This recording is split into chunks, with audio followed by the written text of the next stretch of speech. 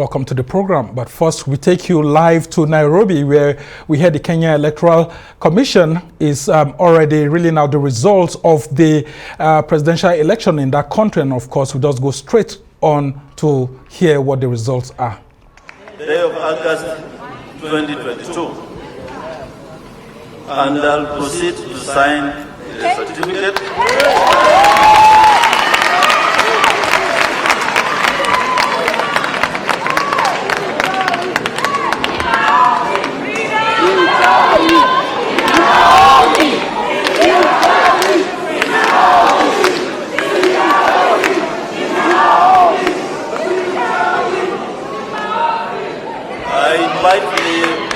President-elect to come forward and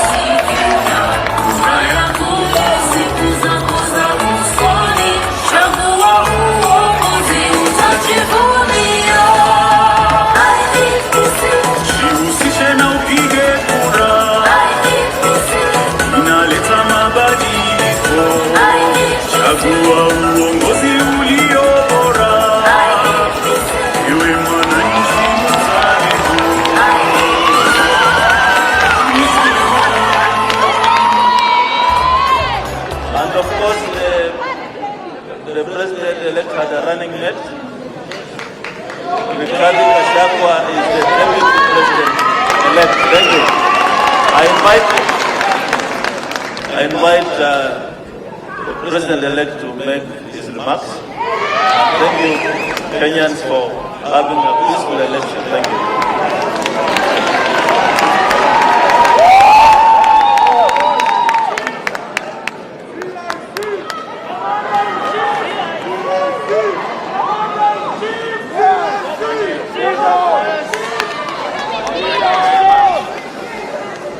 Asanteni sana.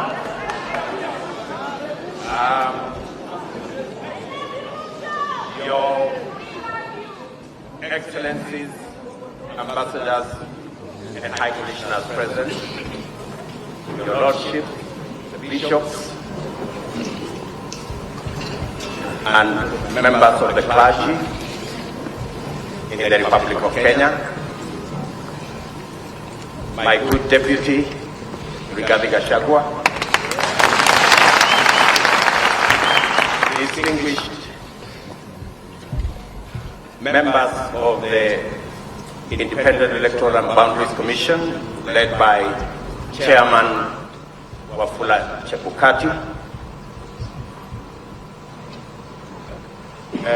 fellow countrymen and women, good evening. It is a wonderful evening, and I want to thank God that we are here this evening to witness this momentous occasion as the people of Kenya restate what is in Article 1 of the Constitution of Kenya, that all sovereign power belongs to the people.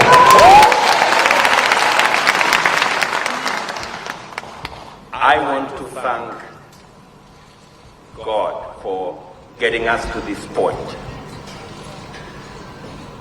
I want to thank God that today we have concluded this election. I know that there were predictions that I won't get to the ballot. There were predictions that we won't get here.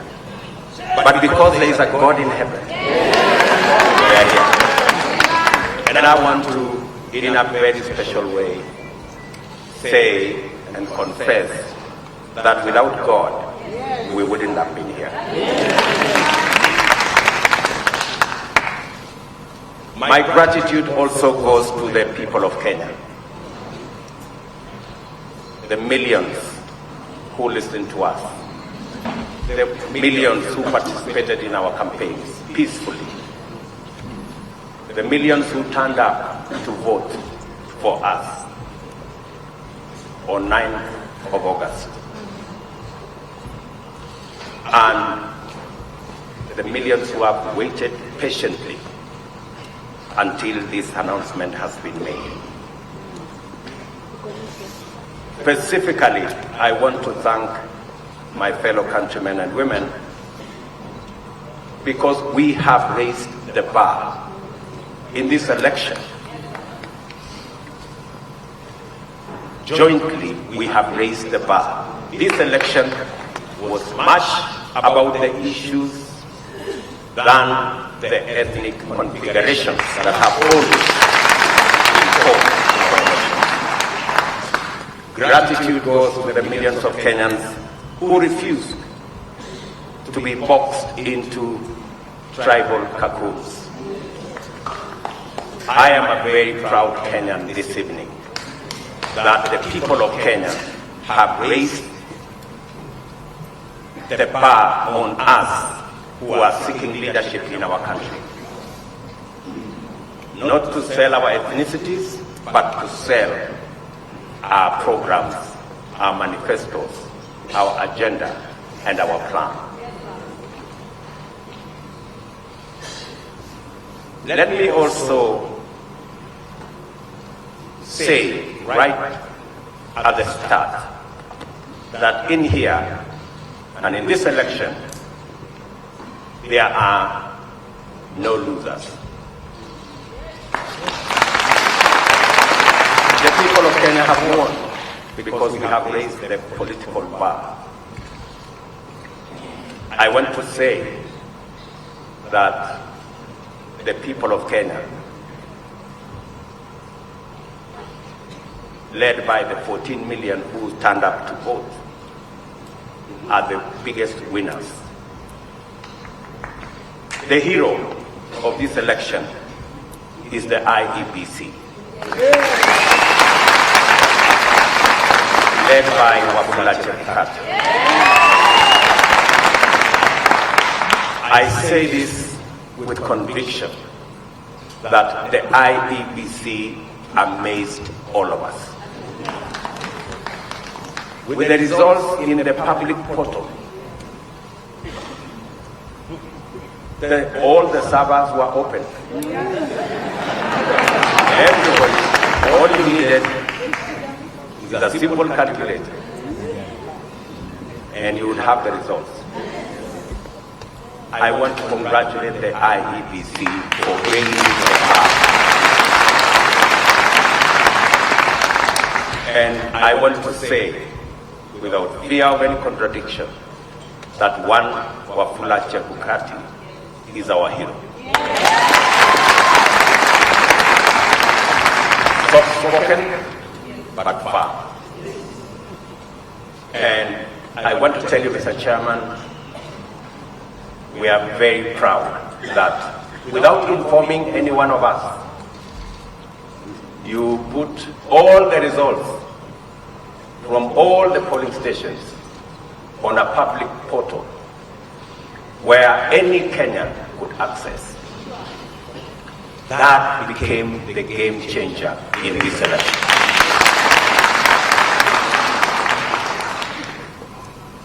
Let me also, at this point in time, thank our partners, the religious leaders, who were part of this process right from the beginning. For the first time, we saw religious leaders spend time at this Darling Center and pray for this process. I am sure their prayers will not be in vain. I also want to thank our development partners, our diplomatic community, and all the observers who came in their thousands to be part and parcel of the process, right from almost 2 weeks ago to its conclusion in this auditorium. To all of them, I tell them that the people of Kenya are eternally grateful that you took your time, valuable time, to watch over this process so that the right thing can happen. I want to thank my worthy competitor, the Honorable Raila Odinga, for a campaign that we all dwell on issues and we try to sell an agenda to the people of Kenya. I want to promise that I will work with all elected leaders and all leaders in Kenya so that we can fashion a country that leaves nobody behind. What the people of Kenya have done, they have assigned us responsibilities. There will be those of us who will be in the executive, but there will be those of us who will oversee what we do in the executive. Both responsibilities in government and in the opposition are important for the people of Kenya.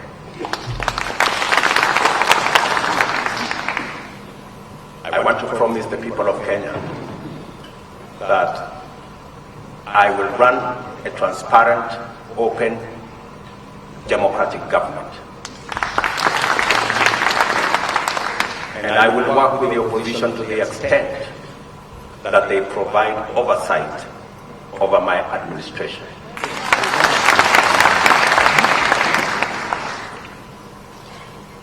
Let me also, at this point in time, acknowledge my boss, the President of the Republic of Kenya, His Excellency Uhuru Kenyatta, who has worked with me over the last 10 years in various posts.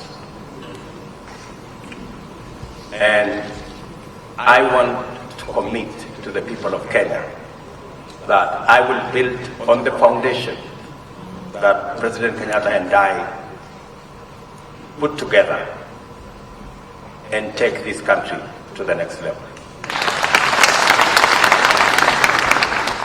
I want to promise all the people of Kenya, whichever way they voted, that this will be their government. I know many are wondering, especially those who have done many things against us. I want to tell them that they have nothing to fear. There is nothing. There is no room for vengeance. There is no room for looking back. We are looking into the future. I am acutely aware that our country is at a stage where we need all hands on deck to move it forward. We do not have the luxury to look back. We do not have the luxury to point fingers. We do not have the luxury to apportion blame. We must close ranks and work together for a functioning, democratic, prosperous Kenya. I want to thank the members of my team, starting with my wife and family, and many other prayer warriors in Kenya. And I want to confess that I have been prayed into victory.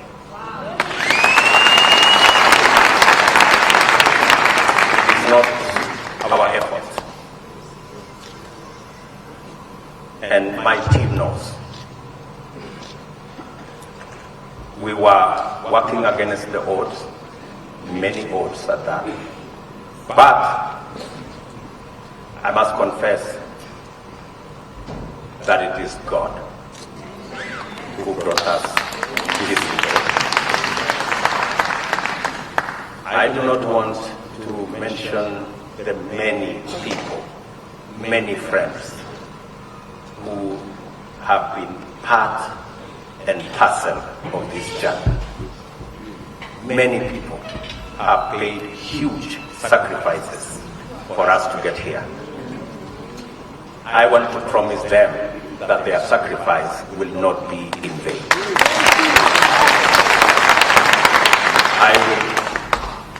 I and my team and I will work very hard to make sure that we don't let the sacrifices made by many Kenyans, we don't let them down.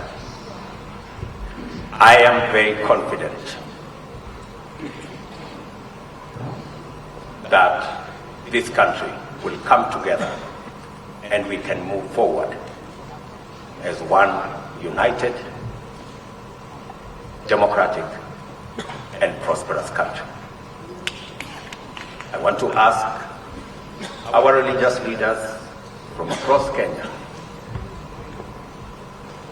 to pray for us and to pray for the unity and prosperity of our country.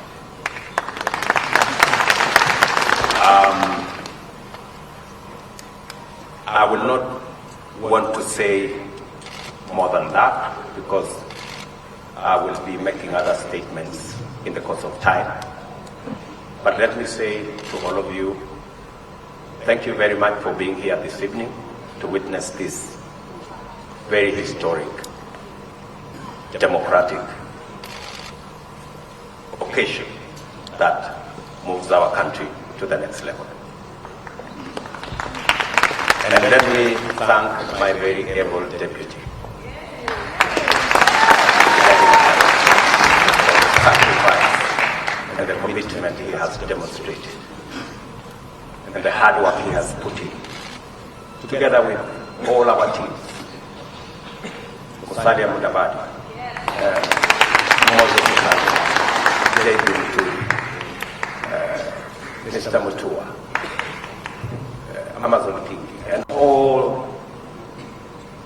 Let me not go down that route because I would disappoint some people because that list is very long. Especially the men and women, members of parliament who were elected with us in Jubilee. And they have paid a heavy price for us to get here. Ladies and gentlemen, let me say, I owe you. You are great people. The sacrifices you made, withstanding the many incidences of blackmail and threats. I want to tell you, you have earned your place in the history of Kenya. Today, we're going to form a government together to serve the people of Kenya. So, with those many remarks, let me say to all the people of Kenya, I give you my word that I will work hard to make sure that this nation moves to the next level. Righteous and is prosperous. Asante sana. All right. That's the president-elect of the Republic of Kenya, William Ruto, who is currently the deputy president of the country. The Independent Electoral and Boundaries Commission just announced Ruto as the winner of the 2022 presidential election in that country. And of course, he has been speaking about the victory. These results were expected since at the weekend, but it dovetailed into Monday, and we've seen Ruto saying that despite how the elections went, he would like to still thank his boss, President, the incumbent president, for what he has been able to do. That's President Uhuru Kenyatta, despite the grievances that they've had with President Kenyatta supporting Raila Odinga, that he doesn't hold it as a grievance against him. And as such, whoever campaigned against him, he's forgiven those who may have worked against him, even in the same government that he's serving as deputy president.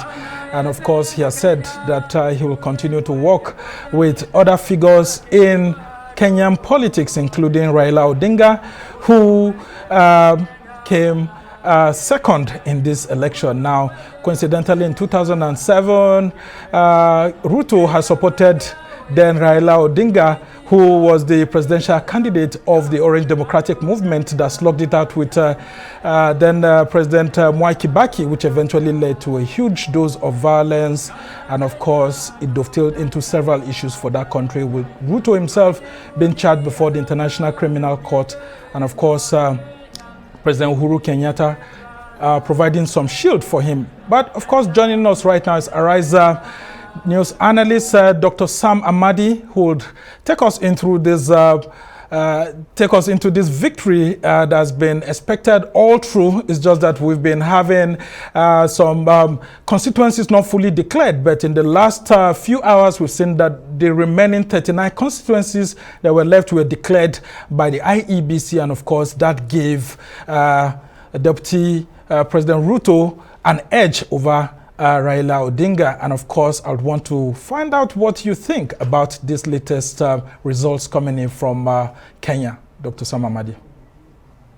Thank you very much. I think to some of us who watch from close by Africa, it's kind of relief.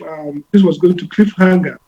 All along, Ruto, deputy president, has been leading. But very slim lead. As at a few hours before the last batch of results were in, it was something like 1 or 2 points, which is statistically a tie, if you like, in this kind of election. And again, you will know that there's been concern around, the legality and validity of the vote. So there have been some manual account, some authentication and validations and all that. So that's why 3 days or 2 to 3 days, yes, after elections, we're not having the closure. We shouldn't forget what will be a subtext to this issue, which is the chaos that happened before the results were declared, when first we now have a divided electoral commission. The deputy chair of the electoral commission and 2 other commissioners opted out, saying they will not validate or agree with the verdict of the results. And of course, chairs were thrown up and bottles were flying up and down. Some degree of chaos that they had to take out diplomas from the scene. Ultimately, William Ruto has been elect. And the point is, look, it was built to be a photo finish. This is going to be a difficult election because of several factors.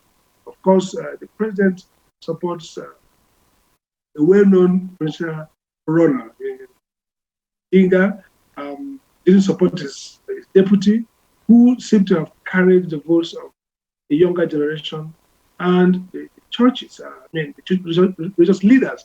You can hear from his acceptance speech continuous reference, sense of gratitude to religious establishment, because during the run-up to the election, he went around visiting churches and speaking more to the hearts and expression of young Kenyans. And of course, Kenya, like Nigeria, has been dogged by corruption, some degree of chaos. It's a talented and endowed country with great potential for greatness. But we're having very smart people, whether in terms of literature, digital technology, social science, everywhere. But again, we've seen that degree of chaos. We've seen that degree of generalizing competence, leadership like Nigeria. In the last election, we saw instances, even the Supreme Court to weigh in, violence, ethno-religious, stoking of ethno-religious fire, and so on and so forth. So it's a good thing that at least we're not seeing that street violence this time around, and hopefully, in spite of the skirmishes that happened before the verdict was declared, I would hope not to see too much disturbance as opposition, as the loser and now the president accepts this verdict. Again, what I saw in Ruto now is a man who is not overexcited, who understands this moment, who is making an odd transition, being in power himself, taking over for his boss, who didn't support him. So we see that sense of déjà vu, and also a sense of freshness in this election. And great moment for Kenyans. Hopefully, they can drive it down the days to come. All right. Dr. Sam Amadi, let's talk about the person who has been defeated here. I mean, Raila Odinga was a former prime minister, and they were, himself and Ruto were former political colleagues. At the ODM, they challenged Mwai Kibaki and all of that until all these issues came up. And then we've seen Uhuru Kenyatta, who was against these individuals, eventually now backing Odinga against Ruto in all of what looks like a political mixed grill. How do you think this will be read, by a lot of people in the country now, considering that tensions were there and there were fears of violence breaking out like it happened in 2007 if things didn't go well? I think, like you pointed out, this probably dramatizes the argument that in politics, there are no permanent friends or permanent enemies. In 2017, nobody would have predicted this coalition between the president and his arch enemy or opponent, if you like. And then estrangement. So Ruto is off from his, if you like, opposition, and then the president is now aligned to the person nobody would expect it. So we see this movement. In a way, it's also good. It shows that what separates or divides these political personalities are not so existentialist that they can't resolve. And it gives also some positive feeling that across Africa, we can bring these warring titans who dominate the politics and oftentimes push it off the cliffhanger into chaos, into conflict.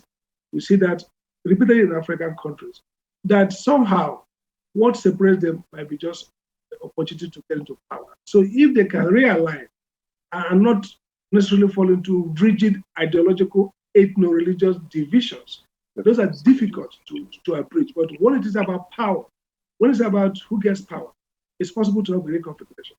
The other thing now is that it seems that Ruto's victory, if it's properly mined and kind of leveraged upon, could shape the Kenyan politics differently. So we're not going to see maybe a new kind of conflict between the old and the young, between those who represent the future and those who represent the status quo. That's a much more manageable and democratically aligned kind of division, where the society is divided around two different perspectives, two different ways of getting things done, two different versions of country. A younger, youthful, energetic version, probably focus more on transparency, on economic development, like announced, on a clean government, on democratic institution building, versus a status quo that's probably keen on preserving the social order. So when you have this kind of dialectics, it moves us away from those uncontrollable ethno-religious conflict. So it's a good moment for Kenyans. The real fear here is how Odinga and the president and their coalition take this victory. If after remonstrances, they come back to accept the verdict of the electoral money, and the Kenya electoral money board has had very history of instability. This kind of deep division is not usually common. And that's where probably Nigeria has got some advantage. We've got very rigged elections, we've got very flawed elections, very disputed elections, but we've not had an electoral management body divided. We've not had elections where there are factions. The chairman, the chairperson, and deputy chairperson fall apart, have different perspectives about the results. So that's another dangerous one. And it goes to legitimize the election. So there are two places to watch for: the streets now, and what happens in the court system. Kenya has a developed judicial system, and the media, one of the strongest, most vibrant media landscape in Africa. It's in Kenya. They have the nation of Kenya, probably one of the best African print media. So we're going to see how the journalists of Kenya, social activists, and intellectuals, shape the narrative post results. All right, I should just try to round off the conversation now on this. Very briefly, does it look like Raila Odinga was never meant to be a president? I mean, because he's tried severally, he's been known as the leader of the opposition in Kenya for long, and just when he was very, very close to clinching it, Ruto just came from behind and just took it away. What do you make of that? Does it look like he's destined never to be president of Kenya? Maybe he may not be, but if he doesn't become, he could take pride that he came from a family that has been in the history. But again, he can't rule out totally that he could not be. It's old, yeah, but not that to run again. And depending on how William Ruto's management perform, if he does very well, then it might be that he's ruled out for life. But he has played the key role. His family has played the key role in the country. If the people don't want him, then they don't want him. The most important thing is always make yourself available for election in a peaceful, democratic way. And when the verdicts come, as has come now, that the people say no to you, in spite of your patriotism, in spite of your best intention, you just have to give way and allow the winner to govern. I think he should take pride that he has a history, a pedigree, and that coming too close is good enough. I mean, at any time, not all the best guys in a country will be president or president. At some point, we've had in Nigeria the best president we never had, except Fabo, Mr. Ruto. So they're great guys who didn't make it because at the moment, because somebody else got before them, whether William Ruto, or because basically they failed to fight. All right. We must thank you so much, Dr. Sam Amadi, for this very apt analysis. And of course, I would like to say that Raila Odinga comes from a very strong political family too. I mean, his father, Odinga, was the first vice president of Kenya. And of course, he was the former vice president to Jomo Kenyatta, who was Uhuru Kenyatta's father. And so having seen both Uhuru Kenyatta and Raila Odinga coming together, no one ever thought that these two strong political families won't be able to deliver Raila Odinga to the presidency. But of course, what do we know? Fate always has its own ways of doing things. Ruto, who is not politically known in terms of his political lineage so much, has been able to come and snatch this away. But we must thank you so much, Dr. Sam Amadi, who's a rice news analyst.